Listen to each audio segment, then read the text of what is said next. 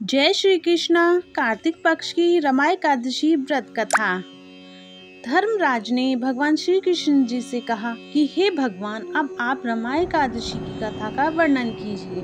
भगवान बोले, प्राचीन काल में एक नगर में मुकुंद नामक राजा राज्य करता था। उसकी प्रजा भी उसको बहुत चाहती थी। वह यज्ञ, तप, उपवास, व्रतादि में बहुत श्रद्धा रखता था। विधि पूर्वक व्रत करके एकादशी को सारी प्रजा से व्रत करवाया करता था। उस दिन वह पशुओं को चारा नहीं खिलाता था। राजा ने चंद्रप्रभा नामक एक कन्या थी, जिसका विवाह राजा चंद्रसेन के पुत्र शोभन के साथ हुआ था। शोभन एक दिन अपने ससुराल गया। उसके कुछ दिन बाद ही कार्तिक की रमा एकादशी का व्रत आने वाला था।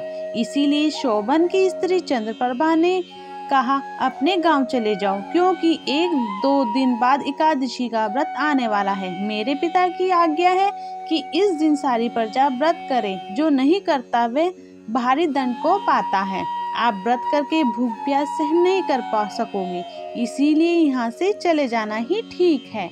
शोभन ने कहा कि मैं यहीं रहकर व्रत करूंगा। एकादशी के दिन शोभन ने व्रत किया और भूख प्यास न सह सकने के कारण वह मर गया। इस व्रत के प्रभाव से मरने पर शोभन मंदराचल पर्वत का राजा बन गया। एक दिन एक ब्राह्मण घूमता हुआ मंदराचल पर्वत पर पहुंचा। तब उसने शोभन से राजा बनने का कारण पूछा। शोभन ने कहा, मैंने अपने ससुराल में एकादशी का व्रत किया था, उसके प्रभाव से ही यह सब हुआ।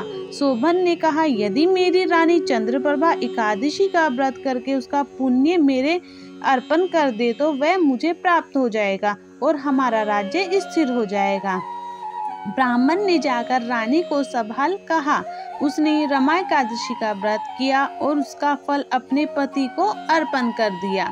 व्रत के प्रभाव से प्राप्त हो गई वह उनका राज्य स्थिर हो गया। इस व्रत के प्रभाव से सब सुखों के साथ राज्य प्राप्त होता है। जय श्री कृष्णा।